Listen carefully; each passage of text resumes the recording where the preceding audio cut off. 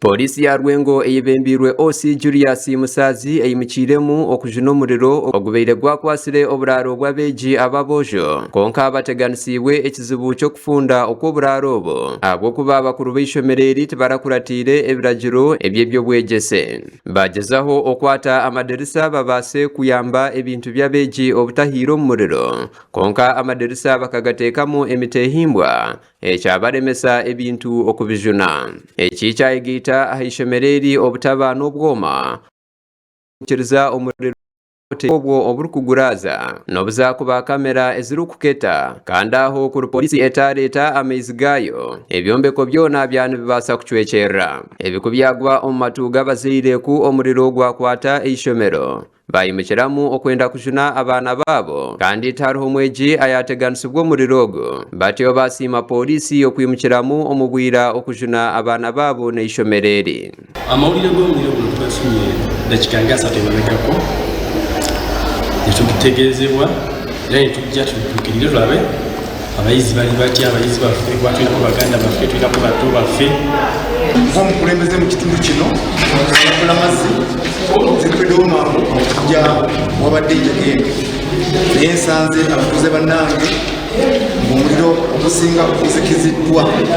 tubadde tuli mbweraliikirivu bungi nnyo tusanze omutte mudde obuy'abaana abalenzi naye mukama atutaasizza temuli n'omu afunye buzibu tugenze okutuuka abaana baffe nga balamu era abasinga tubalabyeko nti abaana abaffe balamu mbadde mu buliri ne bangulira essomero lyaffe liyidde nebuli okutya kw'amaanyi nenfuna piki nenja netuuka nekyomukisa mungi nsanze omuliro baguzikizizza nga abaana baffe balamu bulungi okasiramubali omuliro baguvudde kuki negishaha abazaire bakiriyo nibebuuza ekyarugirirwaho omuriro ogu ahabw'amashanyarazi okusigara nigaka kandi obwo omuriro gwaruga omu buraro bw'abeegi omunda ekirikuteeberezebwa ngu ntihabaasa kuba hariho omunyeitima ayacumika omuriro ogu kitwewunyisizza nnyo ffe ng'abazaire kulaba ng'omuliro guvudde waggulu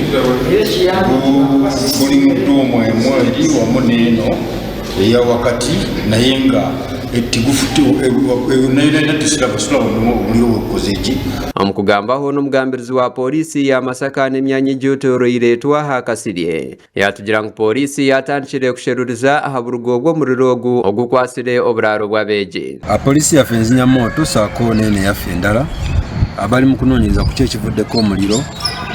ogukutte essomero erimanyiddwa nga Lwerudeso Primary School nga lino lisangibwa mu Bulamazi Village Nakyenyi Parish Rwengo Sub County Rwengo District. Kasirye yayihanangiriza bakama b'amashomero okuteeka obwoma oburukununkiriro hamwe n'obwo oburukuguraza omu mashomero gaabo tukubiriza ab'amasomero kusobola okuba nga baba n'obumu obuwunyiriza omuliro saako